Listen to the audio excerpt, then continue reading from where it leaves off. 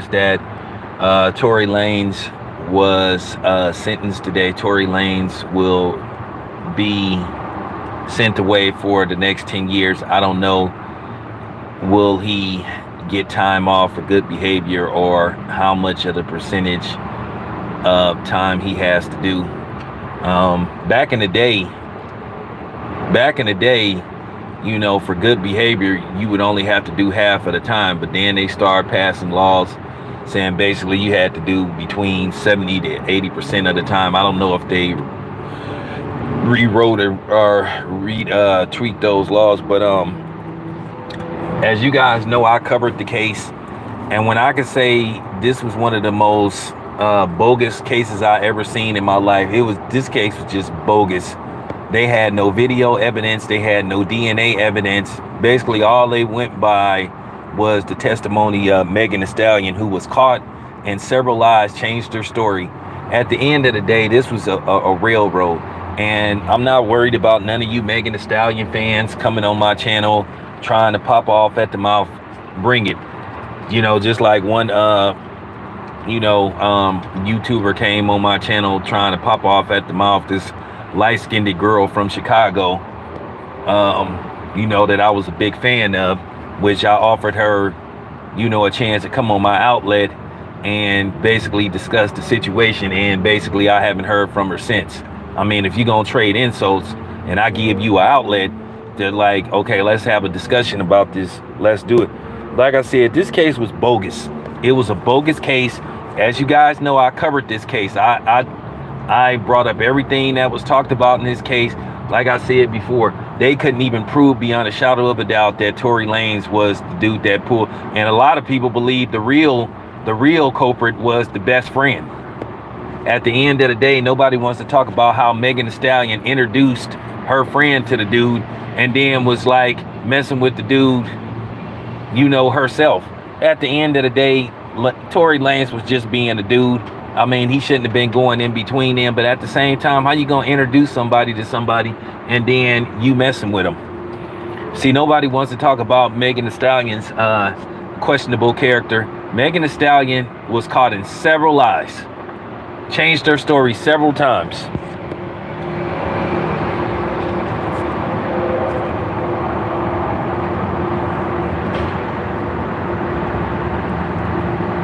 No, I'm just keeping it a buck. First of all, like I said before, they tested the weapon in question.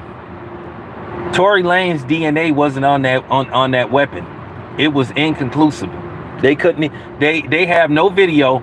They went by basically, and then they leaked out basically this phone call that Tory Lanez basically was talking to Chelsea, and he never admitted to pulling. All he said was that, man, stuff got crazy out there. Everybody knows there was a fight.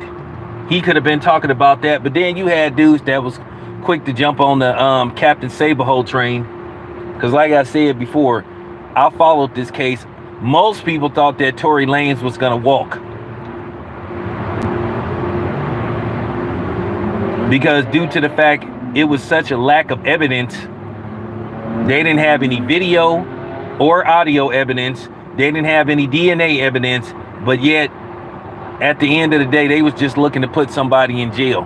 They railroaded Tory Lanez. I stand by that. I'm not worried about none of you Megan Thee Stallion film bitches coming on my channel trying to talk shit to me. Ain't nobody worried about you hoes. For real. Tory Lanez shouldn't have been convicted. And that's just the bottom line. And I stand on that. I stand on that. I don't like this at all. Was it really about justice, or was it just about trying to close the case and just put this on somebody?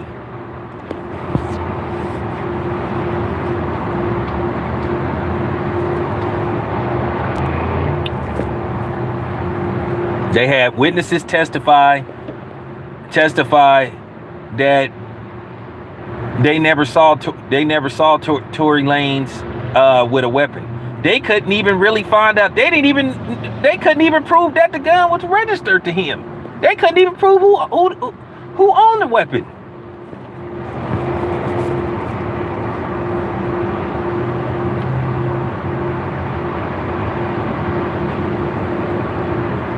They couldn't even prove.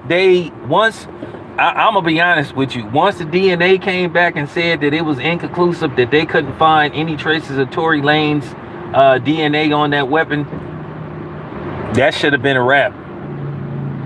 And it almost makes you think that did people tamper with the jury, or was the jury coerced into just saying, well, let's just convict him? Because like I said before, that jury need to be investigated.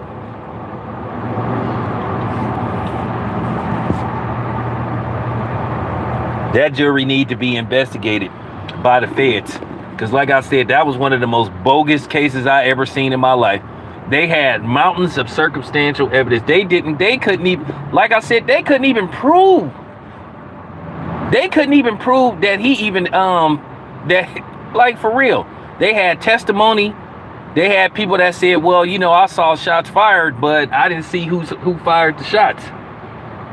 But a lot of people deep down inside, they believe that Chelsea was the shooter. Because when she went to talk to Tory Lanez, once again, since everybody trying to play detective, even when she went to visit Tory Lanez when he was in jail, Chelsea was saying as little as possible.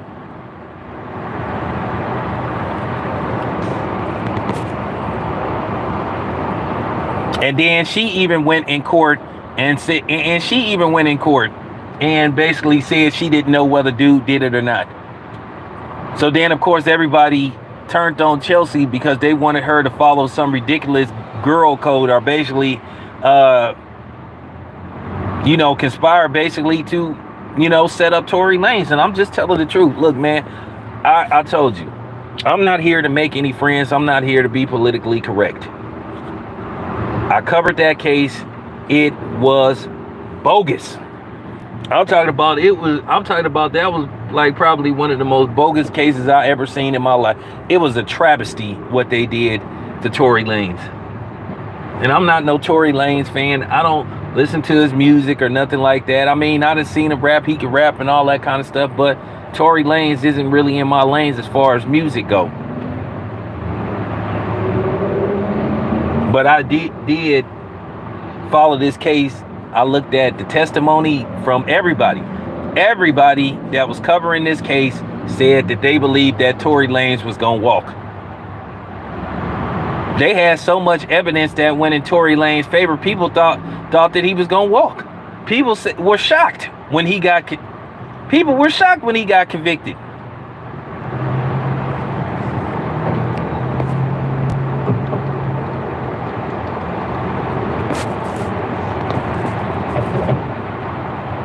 You ask anybody, there were lawyers that were covering this case, expert attorneys that were saying it's looking good for Tory Lanez.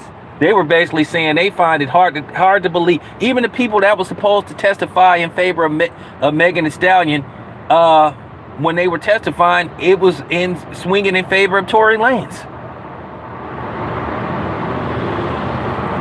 So I really feel that it was some politics behind that trial. And then they refused to give Tory Lanez a retrial. They wouldn't let him appeal it. So they basically railroaded that dude. Oh, he's a flight risk. He's a flight risk. He could run back to Canada and all that kind of stuff, man.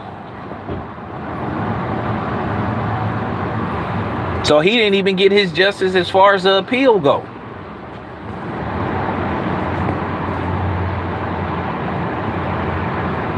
Megan Thee Stallion got caught in several lies.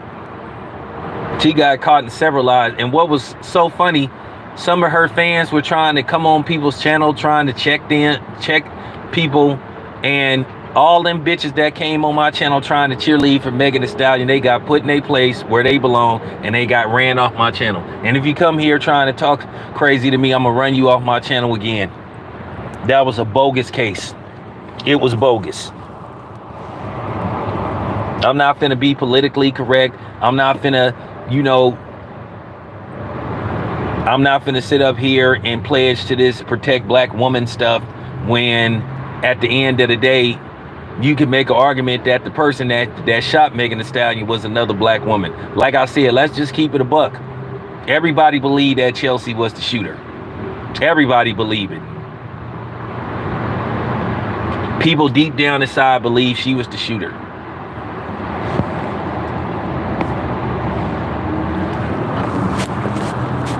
It is disgusting.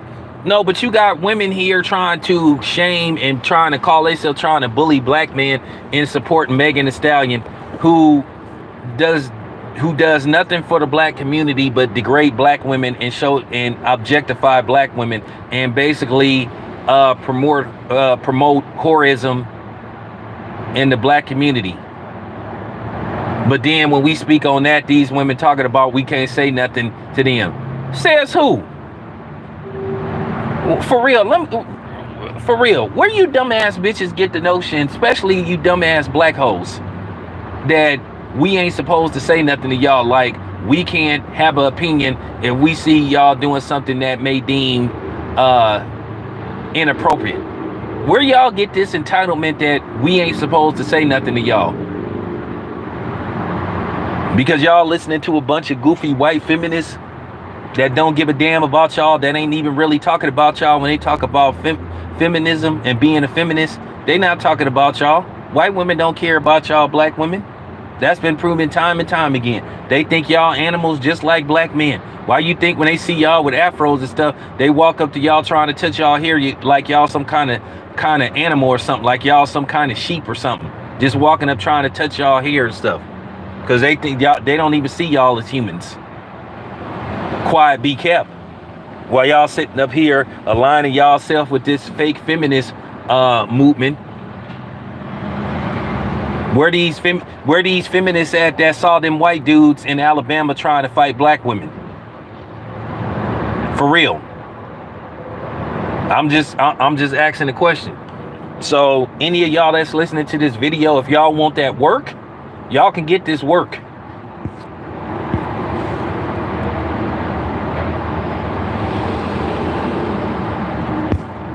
Yeah, who? And I'm just saying, which one of y'all femi hoes want this work? About Megan Thee Stallion. For real.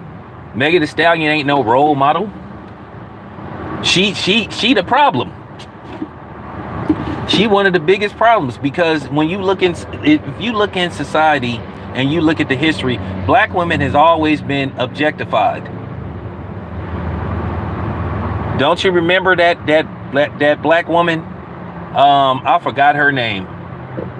That they kidnapped, and she was so voluptuous to where they had her in a cage, and then they was like violating her on a regular basis. She died of, if I'm not mistaken, she died of syphilis. I cannot remember her damn name, but I know that they was interested in making a movie about her, which I hope they don't make a movie about her. But y'all know who I'm talking about. But they've always objectified black women and seen them as sideshows and stuff. But they were curious about it, about black women. It ain't white men. A lot of times they saw black women as whores and easy. But then these are the same black women that talk about how good white men treat them. But then when you hear about these cases of white men going upside their head, then all of a sudden they get silent because they trying to push this agenda. White men, I can make an argument that they treat black women worse than any black man has ever treated them.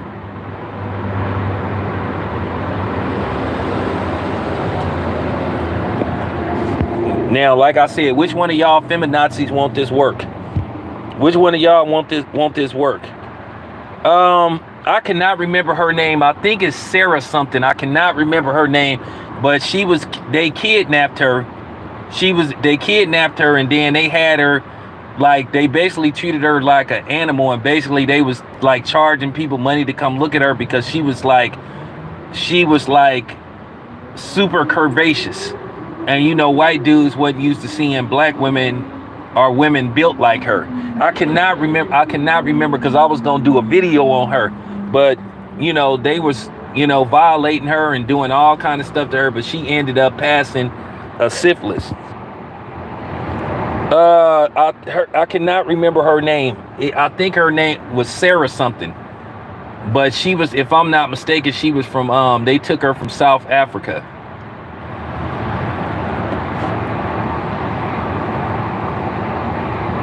Yeah, yeah, they yeah, yeah, that's it. That's her name. And so once again, white men were the founders of objectifying, in particularly black women. Okay. So while y'all black women are always sitting up here hollering about how black men and how rappers were objectifying y'all, now look what Megan Thee Stallion doing. Look what Cardi B is doing. Look what City Girls is doing. The hypocrisy with some of y'all black women is just astonishing. And it just need to be, yeah, that's her name. No, so I'm just saying, so to, yeah, Sarah Bar. So y'all look up her story. It's fascinating and it's disturbing at the same time.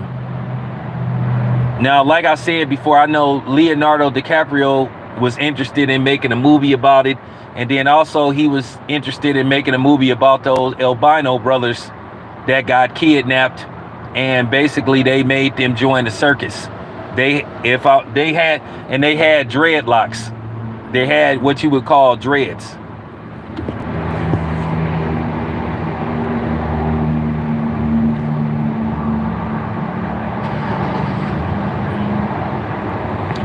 Y'all gotta understand something, man. Town Biz be on this stuff, man. I'll be trying to tell y'all. I'm a real black man.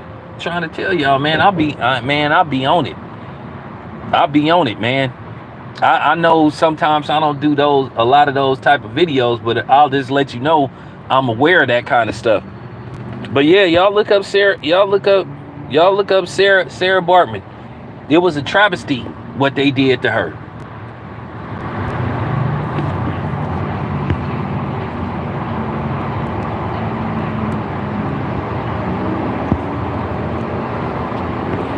Yeah, they was sitting up violating her on a regular basis, but she was kidnapped, and they had her like in cages and all that kind of stuff. See, like I said, nobody like wants to have those type of conversations. So I'm just saying, man. But for real, man, that Tory Lanez case. That was one of the most bogus cases I ever seen in my life. And then and then you had a bunch of these Megan Thee Stallion fans, and then you had some of these fun boys, these twans trying to harass and trying to, bully, talking about talking about Tory Lanez shot her and all this stuff. But you couldn't prove it. They couldn't prove in a court of law that Tory Lanez was the trigger man. So I'm just saying, man, that was weak, man. Nah, it's okay, Jeremiah, because they don't want you to know about those kind of stories. But just go Wikipedia her and see what they did to her. But yeah, she died. They was violating her, as well as using her for a display, like, treating her like she was some kind of circus animal. This is okay, Jeremiah. Just look it up.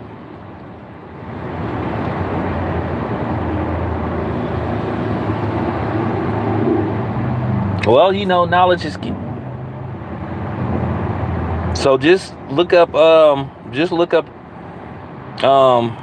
Ruby Bridges. I don't think I know what that is, but I'll look it up, because like I said, I'm always willing to be fed new information. It doesn't care. I don't care who it comes from or how old you are, because I don't pretend to know everything. There's some stuff that younger guys teach me. But I really want you to look. I want y'all to look up Sarah Bartman and see what happened to her. It was a travesty. It was one of the most inhumane things that I ever seen in my life.